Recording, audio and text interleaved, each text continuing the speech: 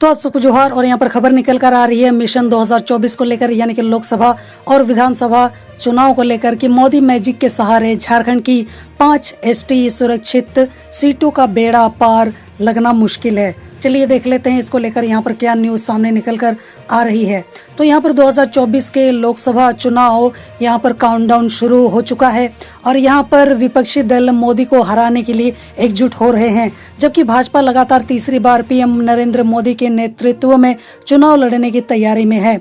और इन सभी चीज़ों को लेकर मैंने ऑलरेडी काफ़ी पहले आपको अपडेट दे दिया था कि किस तरीके से यहाँ पर भाजपा को अगर हम छोड़ दें तो बाकी सारी जो पार्टियां हैं वो आपस में मिल रही हैं ताकि वो जो भाजपा है उससे लड़ सके और यहाँ पर जीत हासिल कर सके। आगे यहाँ पर बोला जा रहा है कि बात अगर झारखंड की करें तो 2024 में यहाँ सिर्फ मोदी मैजिक के सहारे भाजपा के बेड़ा पार लगना बहुत ही ज़्यादा मुश्किल है, क्योंकि झारखंड के आदिवासी यहाँ पर सुरक्षित 5 लोकसभा सीटों पर मोदी मैजिक का असर नहीं दिखता है। अब यहाँ पर आगे बोला जा रहा है कि 2019 में रांची सहित कई लोकसभा सीट तो भाजपा ने मोदी के नाम पर निकाल ली थी, लेकिन एसटी सुरक्षित 5 सीटों पर यह मैजिक नहीं आया काम। आगे बोला जा रहा है कि यहाँ पर एसटी सुरक्षित 2 सीटें जहाँ अगर हम बात करें राजमहल और सिंहभूम की तो भाजपा हार गई थी, जबकि 2 सीट यहाँ पर खूंटी और लोहरदगा में पार्टी यहाँ पर लगभग ग्रेस मार्क से पास हुई थी। खूंटी में जीत का जो मार्जिन है वो 0% था, जबकि लोहरदगा में पार्टी सिर्फ 1% के मार्जिन से जीत पाई थी।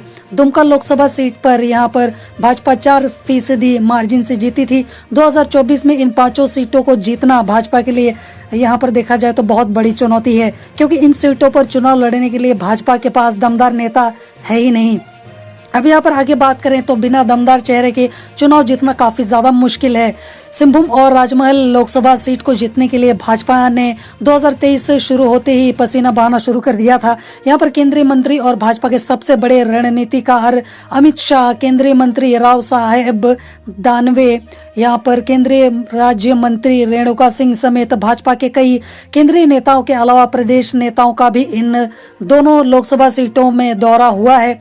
यहाँ पर पार्टी के कई नेता इन जगहों पर लगातार कैंप कर रहे हैं। भाजपा जोरों शोरों से यहाँ पर तैयारी तो कर रही है, लेकिन इन दोनों सीटों से चुनाव लड़ने के लिए उनके पास कोई बड़ा आदिवासी चेहरा नजर नहीं आ रहा है और यही शायद उनका सबसे बड़ा नेगेटिव पॉइंट है। प्लस पॉइंट यहाँ पर होगा तो शायद हमें कभी पता चल भी जाएगा। 2019 के लोकसभा चुनाव के बाद यहाँ पर सिंहभूम से भाजपा प्रत्याशी रहे लक्ष्मण गिलुआ का निधन हो गया है। उधर राजमहल में भाजपा के प्रत्याशी रहे हेमलाल मुर्मू ने भी भाजपा छोड़कर यहाँ पर जेएमएम से हाथ मिला लिया है। इन दोनों सीटों पर भाजपा की ओर से दावेदार तो कई हैं, लेकिन भाजपा को पता है कि यहाँ मोदी मैजिक का ज़्यादा असर नहीं होने वाला है, यानी कि सिर्फ मोदी के नाम पर कोई वोट यहाँ पर नहीं देने वाला है। तो यहाँ पर इनके लिए बहुत बड़ी परेशानी यहाँ पर खड़ी हो चुकी है, इसलिए वो किसी ऐसे चेहरे की तलाश कर रहे हैं जो अपने दम पर यह सीट जीत सके, चाहे वह नेता विपक्षी दल का ही क्यों ना हो। आगे बोला जा रहा है कि आदिवासी कार्ड से मुश्किल होगी थोड़ी कम।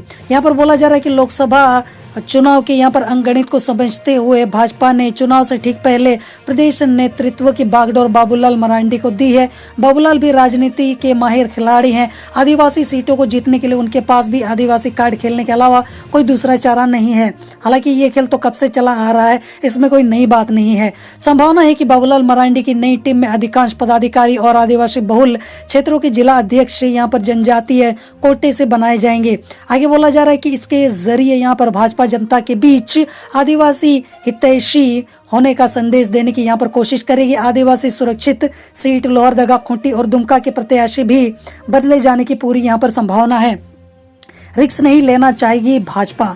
2019 में यहाँ पर खूंटी लोकसभा सीट में से यहाँ पर केंद्रीय मंत्री अर्जुन मुंडा लगभग ग्रेस मार्क से पास हुए थे।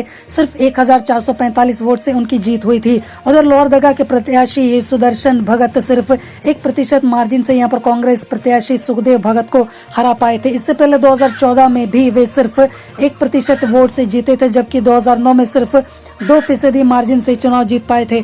ऐसे में भाजपा इस बार लोहरदगा में भी रिस्क जो है वो नहीं लेना चाहेगी। बात अगर हम जेएमएम की करें तो जेएमएम के गढ़ यहाँ पर दुमका की गढ़ है, तो वहाँ पर 2019 में भाजपा के सुनील सोरेन ने 4% मार्जिन से जेएमएम के शिबू सोरेन को हराया था।